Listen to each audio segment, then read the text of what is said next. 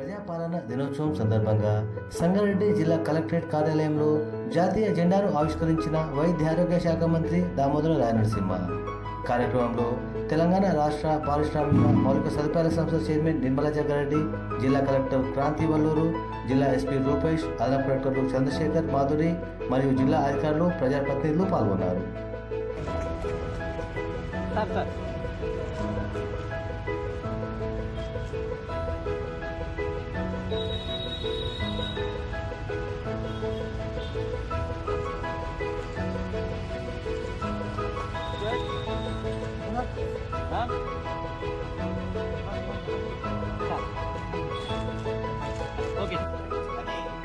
దాశరథి గారు నివేదించారు.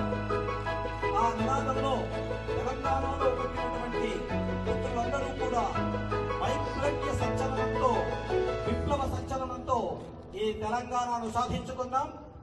అలా సాధించుకున్నటువంటి తెలంగాణ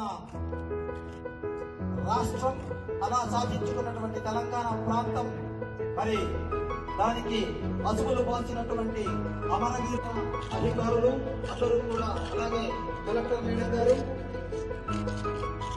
వల్లూరి క్రాంతి ఐఏఎస్ గారు, వల్లూరి వారందరి జోడితో మన గౌరవ మంత్రివర్యులు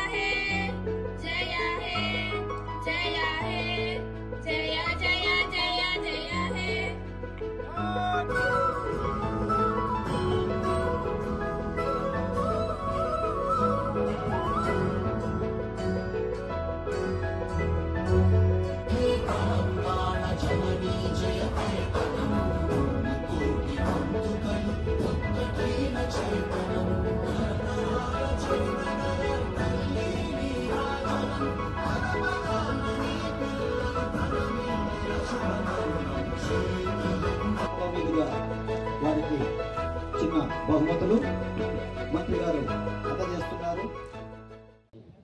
జరుపుకుంటున్న శుభ సందర్భంగా రాచరిక వ్యవస్థ నుండి ప్రజాపాలన వ్యవస్థ ఆవిర్భావానికి నాంది పలికిన అమరులైన తెలంగాణ సాయుధ రైతాంగ పోరాట యోధులకు మరియు స్వతంత్ర సమర యోధులందరికీ నా జోహార్లు. సెప్టెంబర్ 17 తెలంగాణ చరిత్రలో కీలకమైన రోజు.